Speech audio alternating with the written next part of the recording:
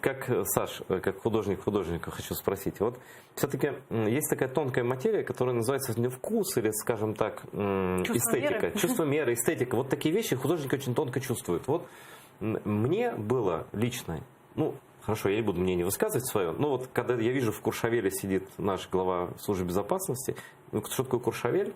Я жил в России, мы все эти годы, все газеты писали про похождение русских олигархов в Куршавеле. Это просто Куршавель, это просто равно как Сочи. Вот прям как Сочи было, да? Вот чтобы понимание россияне, что такое Куршавель, это Сочи для богатых, да? Кто вот действительно жизнь удалась, да? Потом Оман тоже очень странная история. Потом это молчание, это перелет, все. Вот как это эстетически выглядит вообще со стороны? Ну, я бы немножко такую область как это? Компрадорство? Нет, компромиссики. Да? Чего? Компаровистика. Ну, сравнение, да? Таких слов. Компарористика, я понял. Да. Компаративистика. Да. Он я умный. Не пугай зрителей. Да. Давайте вспомним предыдущего президента. Давай сравним две эстетики. Да? Эстетику Порошенко. Нет, я про Мальдивы и Оман. Я считаю, что работа президента очень нервная.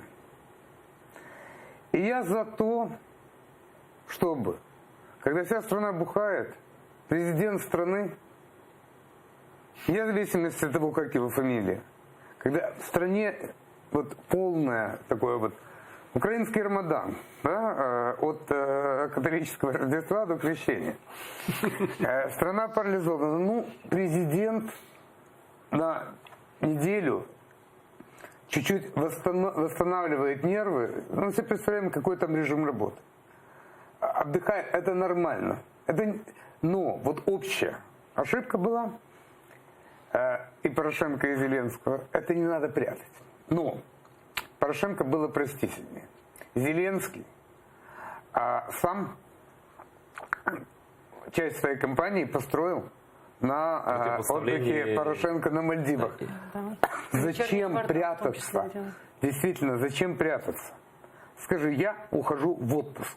У меня есть деньги, я лечу с женой, детьми и с друзьями. Я ухожу в отпуск. Это совершенно нормально для человека быть вот. Каждый гражданин Украины имеет право на отдых. Кстати говоря, Саша, даже в странах некоторых, по-моему, есть такая практика, что президент официально объявляет об отпуске, и парламент, что такой премьер. Обязан отдыхать, да?